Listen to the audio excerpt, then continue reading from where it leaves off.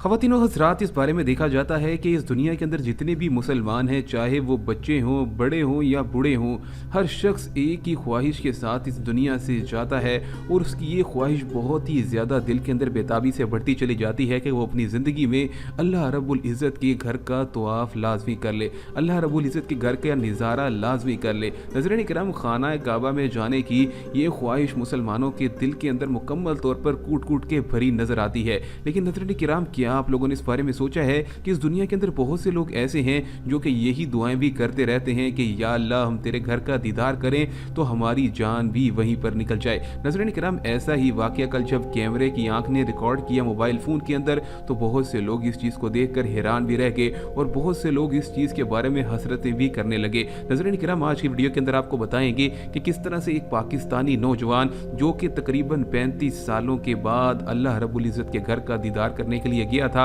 और किस तरह से वहीं पर सजदा रेज होकर उसकी जान निकल गई। तो इस वीडियो के अंदर आगे बढ़ते हैं, लेकिन अपने साथ शामिल होने वाले प्यारे नए नाजरीन से गुजारिश करेंगे हमारे चैनल को भी सब्सक्राइब कर लें, इस वीडियो को लाइक करें और बेल का बटन भी लाजमी दबा दें। नज़रीन किराम, एक अंदाजे के मुताबिक ये बात कही जाती है कि पाकिस्तान दुनिया के अंदर वो वाहिद मुल्क है जहाँ से खाना काबा जाने वाले मुसलमानों की तादाद बेहद ज़्यादा है। नज़रीन किराम, मौजूदा वबाई बीमारी के सिलसिले में यूँ तो लोगों पर पाबंदी आयद कर दी गई थी और बहुत से मुसलमान ऐसे थे जो इस बारे में बेहद परेशान हो गए थे। लेकिन मौजूदा दौर के अंदर जब दोबारा से हालात बेहतर हुए और खाना काबा के तवाफ़ की ज़ियारत की और उम्रा ज़ायरीन को आने की इजाज़त मिली, तो बहुत से लोगों का मजमा पाकिस्तान से दोबारा खाना काबा की ज़ियारत करने के लिए पहुँच गया। नज़रीन किराम, इस नौजवान का ताल्लुक भी साहिवाल से था, पाकिस्तान के अंदर से, और यहाँ पर यह नौजवान अपनी वालदा और बीवी के साथ वहाँ पर गया हुआ था। वहाँ पर मौजूद लोग कहते हैं कि ये शख्स काफ़ी देर के लिए सजदा रेज़ था और उसके बाद जब इसकी बीवी इसके पास खड़ी थी और इसको बुलाती रही, लेकिन इस शख्स ने कोई जवाब ना दिया।